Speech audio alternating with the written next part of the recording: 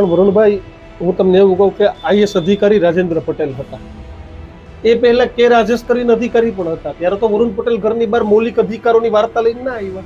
ત્યારે 5000 નું ટોળું ના આવ્યું મારી જોડે, 5000 10,000 નું ટોળું ના આવ્યું કે વરુણભાઈ તમે અમારી વાત રજૂ કરો.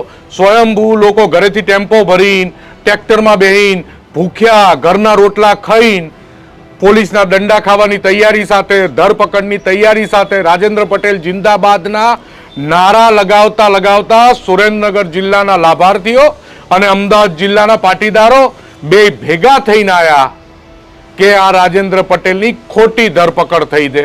મેં તો એ પ્રજાનો અવાજ રજૂ કર્યો. કેમ કે રાજેશમાં કોઈ બે જણે ના આવ્યું રોડ ઉપર?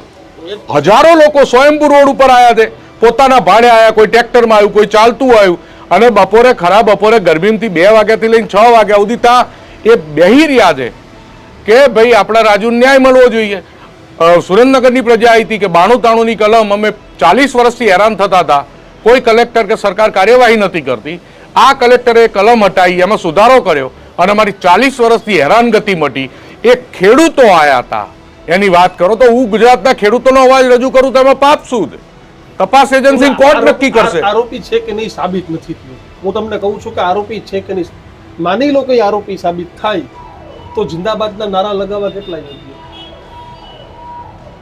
શું આરોપી સાબિત થાય પુરાવાઓ સાથે તો જિંદાબાદના નારા લગાવવા? આરોપી સાબિત નથી થવાના. ઈડીએ કેટલા ગુનેગાર પકડ્યા ને કેટલા આરોપી સાબિત થયા?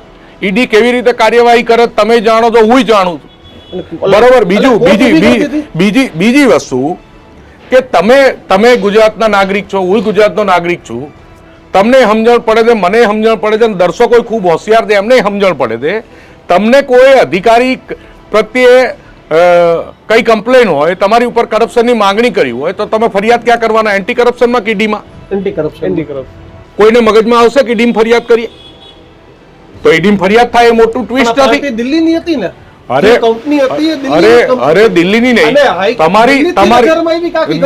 તમારી જોડે ઉત્તર પ્રદેશના અધિકારીએ તમારી જોડે રિશ્વત માંગે છે તો તમે કમ્પ્લેન ક્યાં કરશો? એન્ટી કરપ્શનમાં કે ઈડીમાં? Anti corruption. બરોબર. ઈડીની ઓફિસ જોઈ તમે આવડા મોટા ખ્યાતનામ પત્રકાર છો, કદાચ આ કેસ બન્યો જોઈ હશે, બરોબર? મેં તો જોઈ નથી. આટલી આખા ગામની 14 કરતો ફરું તોય નહીં જોઈ. આશ્રમ રોડ, બરોબર છે ઈડીની. તો બીજા સામાન્ય માણસે ક્યાં ઈડીની ઓફિસ જોઈ હોય? તો એની ઉપરથી ખબર પડે કે there is something big, there is something doubtful. વરુણભાઈ, અને પ્રજાને શંકા ઉપજી તો મેં પ્રજાનો અવાજ રજૂ કર્યો.